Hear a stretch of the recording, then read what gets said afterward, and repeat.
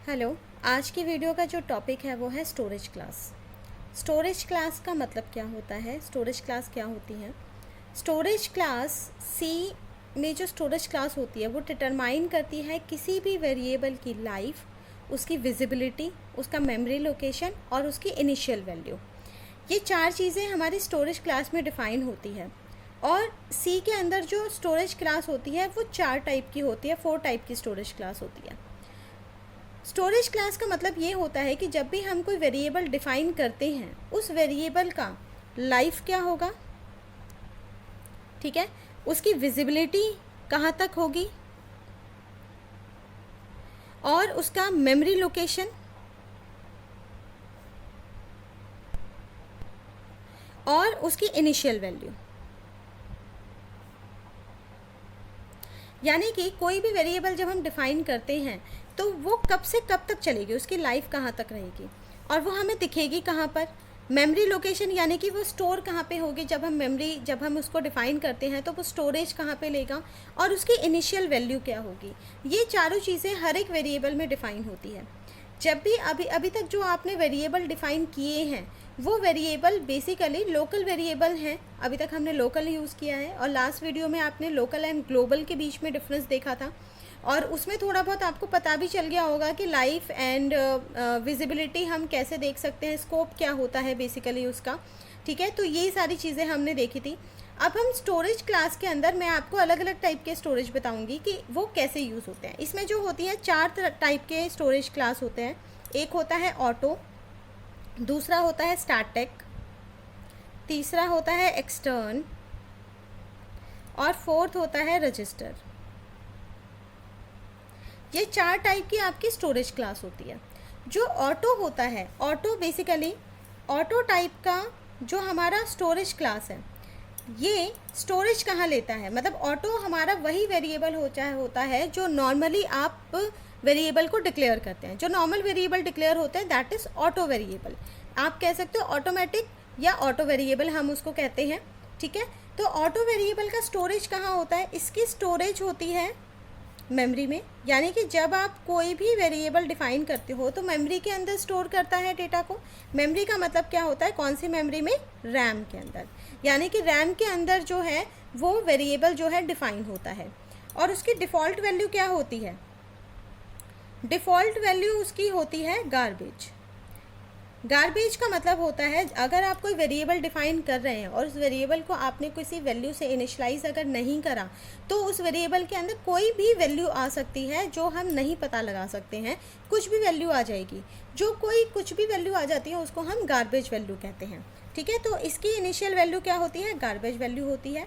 और इसका अगर हम स्कोप कहें तो इसका स्कोप जो होता है वो होता है लोकल, ठीक है। इसका लोकल स्कोप होता है। जब भी आप ऑटोमेटिक कोई वेरिएबल डिफाइन करते हैं, नॉर्मल कोई वेरिएबल डिफाइन करते हैं तो वो लोकल उसका स्कोप रहता है और उसकी जो लाइफ होती है वो लाइफ भी उसकी होती है with in a function, with in function या फिर आप कह सकते हैं फंक्शन या फिर ब्लॉक। यानी कि जिस ब्लॉक के अंदर आप डिफाइन करते हो सिर्फ उसी के अंदर वो चलता है, वो ऑटोमेटिक टाइप का वेरिएबल होता है, ठीक है। उसकी लाइफ सिर्फ उस फंक्शन के अंदर चलती है, उस फंक्शन के बाहर आके उसकी लाइफ ख़त्म हो जाती है, ठीक है। स्कोप कहें तो स्कोप उसका लोकल होता है और गार्बेज वैल्यू होती है, उसके अंदर कोई वैल्यू इनिशलाइज नहीं होती है और वो स्टोर कहाँ होती है, हमेशा रैम में जाके स्टोर होता है। लेकिन आप सोचेंगे ये तो नॉर्मल चीज़ है, ये तो हमें पता है, इसमें डिफरेंस क्या हुआ। डिफरेंस मैं आपको स्टैटिक में बताती हूँ कि अब स्टैटिक टाइप का जो होता है वो क्या होता है। जो हमारा स्टैटिक टाइप का वेरिएबल होता है, ये स्टैटिक टाइप के वेरिएबल में भी ये सारी चीज़ें होती हैं कि हमारा स्टैटिक किस तरह से काम करता है।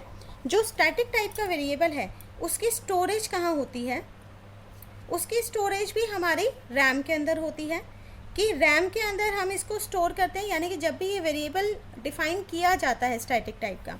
अच्छा, ऑटो टाइप के वेरिएबल कैसे डिफ़ाइन करते हैं, आप सिंपल ऐसे करके भी कर सकते हैं, ऑटो इंट ए जैसे हमने इस तरह से डिफ़ाइन कर दिया, या नॉर्मली आप इंट बी जैसे हम डिफ़ाइन करते हैं, जो नॉर्मल आप वेरिएबल डिफ़ाइन करने का तरीका है, इस तरीके से हमारा ऑटो वेरिएबल डिफ़ाइन होता है। जब स्टैटिक वेरिएबल डिफ़ाइन होता है वो हम कैसे करते हैं, आपको स्टैटिक कीवर्ड लगाना पड़ेगा, स्टैटिक इंट ए। जैसे हमने इस तरह से हमने डिफ़ाइन करा। तो जब हमें डिफ़ाइन करना होता है तो हम इस तरह से इसको डिफ़ाइन करते हैं स्टैटिक वेरिएबल को, स्टार्टिंग में स्टैटिक कीवर्ड लगा के।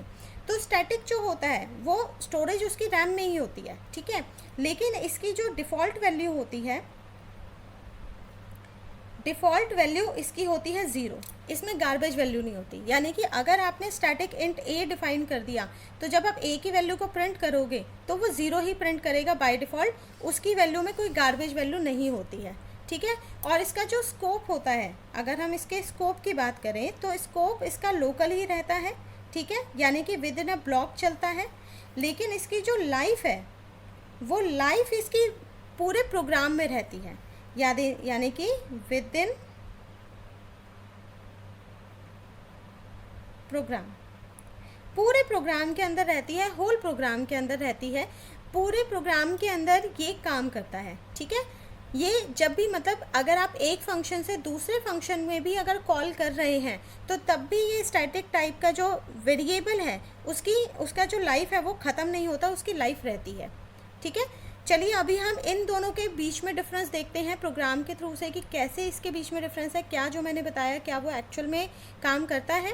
फिर हम एक्सटर्न और रजिस्टर के बारे में देखेंगे। चलिए अब इसके प्रोग्राम में देखते हैं। प्रोग्राम के अंदर इसी एक प्रोग्राम में मैं आपको ऑटो एंड स्टैटिक दोनों का ही डिफरेंस बता देती हूँ। अभी हमने जो वेरिएबल डिफाइन किया है, पहले प्रोग्राम देखते हैं। प्रोग्राम के अंदर हमारे दो फंक्शन हैं, एक हमने मेन फंक्शन बनाया है, ठीक है, और एक हमने एक इंक्रीमेंट नाम का फंक्शन बनाया है, INC नाम का फंक्शन बनाया है। ये जो INC नाम का फंक्शन है इसके अंदर हमने एक लोकल वेरिएबल ले लिया इंट x, ठीक है। आप इसको ऑटो इंट x भी कर सकते हैं, इंट x भी कर सकते हैं। इस x के अंदर अभी हमने कोई भी वैल्यू डिफाइन नहीं करी है, ठीक है, मतलब डिक्लेयर नहीं करी है, इसके अंदर कोई भी इनिशलाइज नहीं करा है। तो यहाँ पे x प्लस प्लस कर दिया या x को इंक्रीमेंट करा, इंक्रीमेंट करके हम मैसेज प्रिंट करा रहे हैं the value of x is %dx, हम x को प्रिंट करा रहे हैं। जस्ट ये काम कर रहा है कि एक वेरिएबल है, वेरिएबल में इंक्रीमेंट करा रहे हैं और वैल्यू को प्रिंट करा रहे हैं। मेन फंक्शन के अंदर आते हैं। मेन फंक्शन के अंदर अब हमने इंक्रीमेंट को हमने 3 टाइम्स कॉल कर लिया, 3 बार हमने इसको कॉल किया है। तो पहली बार जब कॉल करेंगे तो ये इसके अंदर आएगा, वैल्यू प्लस करेगा वैल्यू को और प्रिंट कराएगा। सेकेंड टाइम जब हम करते हैं तब भी ये इसके अंदर आएगा, प्लस करेगा, वैल्यू प्रिंट कराएगा, ठीक है। तीसरी बार भी यही काम करेगा। अभी हमने इसके अंदर कोई भी वेरिएबल इनिशियलाइज नहीं करा है, तो एक बार इसका आउटपुट देख लेते हैं। जब हम इसका आउटपुट देख रहे हैं तो ये कोई गार्बेज वैल्यू दे रहा है, ठीक है, कोई भी गार्बेज वैल्यू दे रहा है। अब आप सोचेंगे इसमें हमने ऑटो तो लगाया है नहीं, अगर आप ऑटो भी लगा देंगे, ठीक है, तो तब भी आप चेक करेंगे तो वही वैल्यू आ रही है। तो चाहे आप ऑटो लगाएं या फिर ऑटो आप नहीं लगाएं, तो बात ये ऑटो वेरिएबल ही है, ऑटोमेटिक वेरिएबल ही है, ठीक है। अगर आप इसको किसी वैल्यू से इनिशलाइज़ कर देते हैं, जैसे मैंने 0 से इनिशलाइज़ कर दिया, तो अब अगर आप इसको प्रिंट कराते हो तो 0 का इंक्रीमेंट होकर 1 हो रहा है, तो 3 बार कॉल करा तो 3 बार ही ये क्या कर रहा है, हर बार जब कॉल कर रहे हैं तो हर बार x की वैल्यू 0 ले रहा है, प्लस कर रहा है और उसको 1 प्रिंट कर रहा है। तीनों बार ये सेम काम कर रहा है, ठीक है। तो ये हमारा ऑटो वेरिएबल है। अभी मैं इसको आपको स्टैटिक वेरिएबल में चेंज करके बताती हूँ कि स्टैटिक वेरिएबल अगर हम इसको बदलते हैं तो क्या होगा। स्टैटिक वेरिएबल बदलने के लिए आपको सिर्फ यहाँ पे स्टैटिक कीवर्ड लगाना है, ठीक है, और मैं यहाँ कमेंट में भी चेंज कर देती हूँ, ये स्टैटिक कीवर्ड हो गया आपका। और स्टैटिक कीवर्ड को जब भी आप स्टैटिक वेरिएबल आप डिफ़ाइन करते हैं तो उसको इनिशलाइज़ करने की ज़रूरत नहीं होती है, क्योंकि बाय डिफ़ॉल्ट वो 0 से इनिशलाइज़ होता है, तो इसलिए मैंने इनिशियल वैल्यू इसकी हटा दी है। अब हम इसको सेव करते हैं, सेव करने के बाद कंपाइल करके अब आप इसको रन करके देखिए तो ये वैल्यू क्या दे रहा है, 1 2 3। अब ये वैल्यू कैसे आई, 1 2 3 इसने कैसे लिया। अब इसको समझने के लिए आप देखिए, क्योंकि स्टैटिक वेरिएबल 0 से इनिशलाइज़ होते हैं, इसका जो स्कोप होता है वो विद इन अ ब्लॉक ही होता है, यानी कि स्टैटिक एंड सिर्फ इस इंक्रीमेंट फंक्शन के अंदर ही नज़र आएगा, लेकिन इसकी लाइफ पूरे प्रोग्राम के अंदर रहती है। तो जब पहली बार इंक्रीमेंट फंक्शन कॉल हुआ तो यहाँ x की वैल्यू 0 है, इसने प्लस प्लस किया +1 और इसने 1 प्रिंट कर दिया। लेकिन 1 प्रिंट करने के बाद ये जो x है वो ख़त्म नहीं हुआ है, x as it is memory के अंदर है।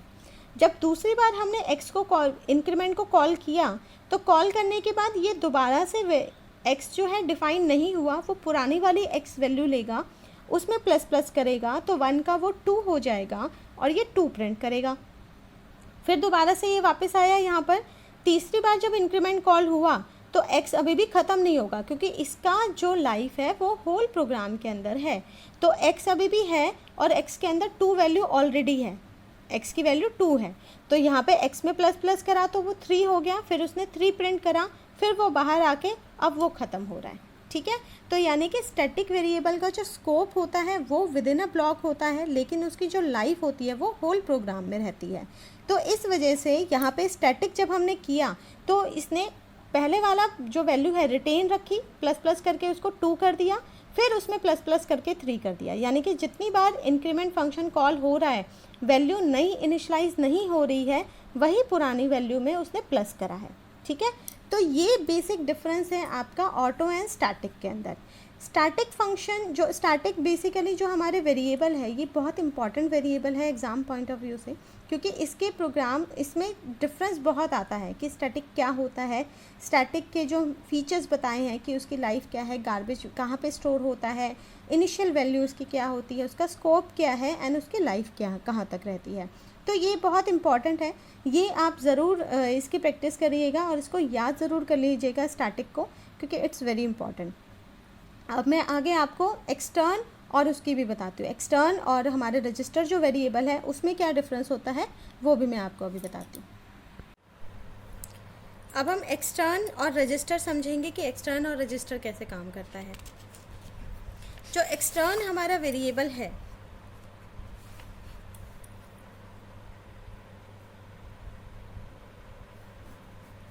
एक्सटर्न वेरिएबल इसकी मेमोरी कहाँ पे होती है। अगर हम एक्सटर्न वेरिएबल की बात करें तो ये मेमोरी भी हमारी रैम के अंदर ही लेता है। ठीक है, इसका भी स्टोरेज जो है रैम के अंदर ही होता है और इसका जो इनिशियल वैल्यू है,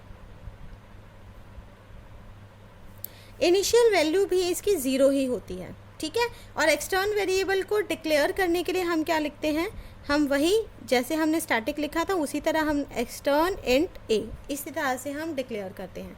ठीक है, तो एक्सटर्न आगे कीवर्ड आपको लगाना है, ये एक्सटर्न वेरिएबल बन जाता है और इसका जो लाइफ होता है, अगर हम इसका स्कोप कहें, पहले हम स्कोप की बात करते हैं, तो इसका स्कोप जो है ग्लोबल रहता है।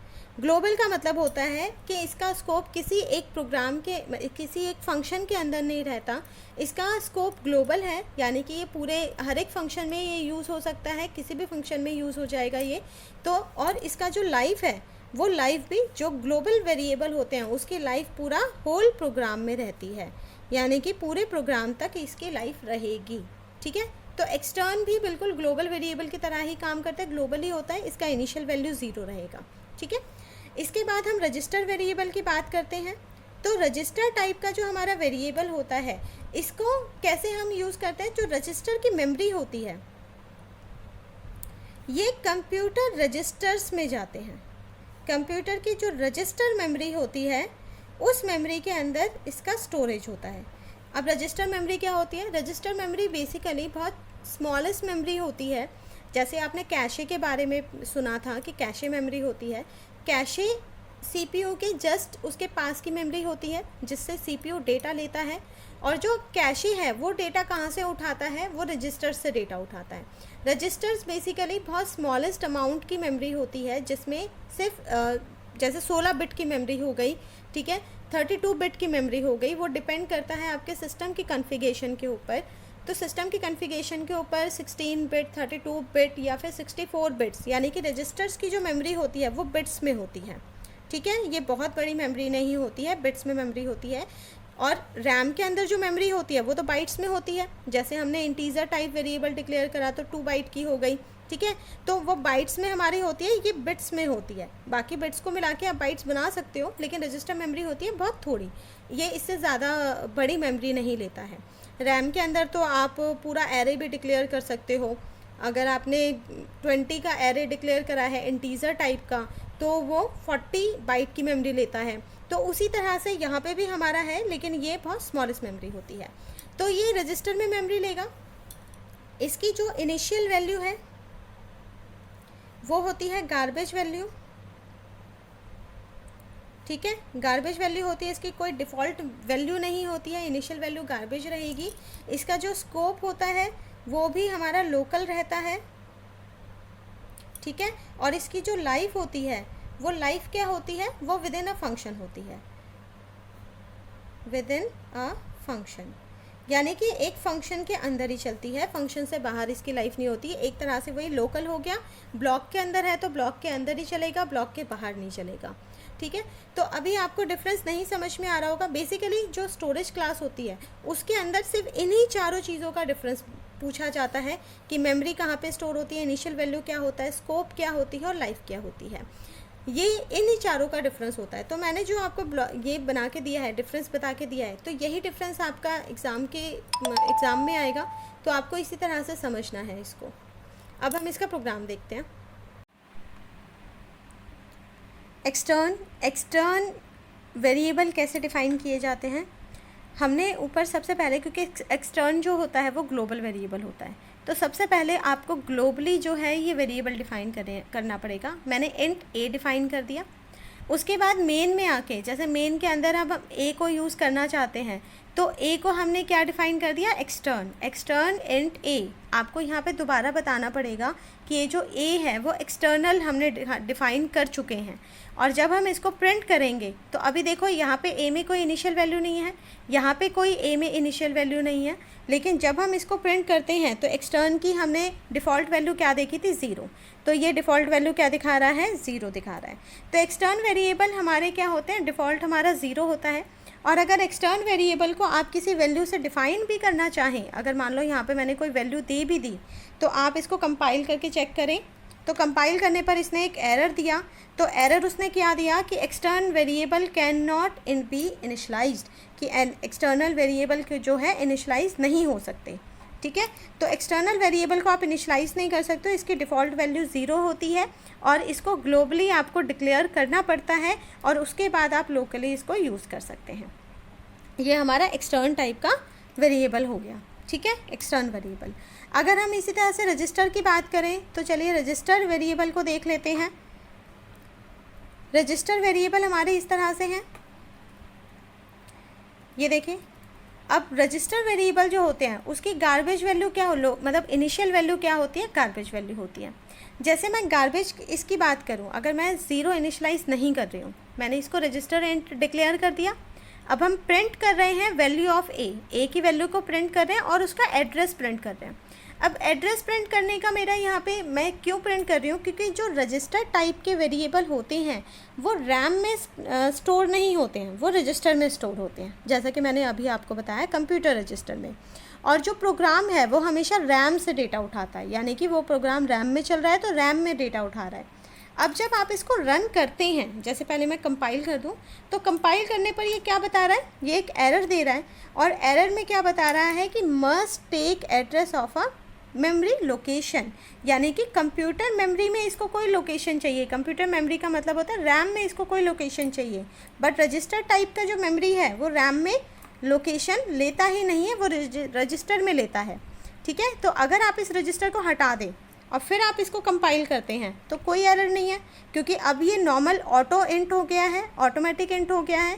तो कि जो ये किस में ले रहा है, ये कंप्यूटर मेमोरी में ले रहा है, रैम के अंदर ले रहा है। लेकिन उधर ही अगर हम रजिस्टर कर रहे हैं तो रजिस्टर करने के बाद ये किस में ले रहा है, ये रजिस्टर में मेमोरी जा रही है, ठीक है। तो इसलिए ये एक एरर दे रहा है, जो रजिस्टर मेमोरी लोकेशन का एरर दे रहा है कि कंप्यूटर मेमोरी में रैम के अंदर इसका नहीं है डेटा। तो आप इसको अभी हम इसको कमेंट बना देते हैं, क्योंकि ये एड्रेस नहीं ले पा रहा है, तो इसको कमेंट बना के फिर हम इसको रन करने की कोशिश करते हैं। रन करेंगे तो ये कोई गार्बेज वैल्यू ले रहा है, ठीक है। गार्बेज वैल्यू इसलिए ले रहा है क्योंकि रजिस्टर टाइप के जो वेरिएबल होते हैं उसकी इनिशियल वैल्यू क्या होती है, गार्बेज होती है।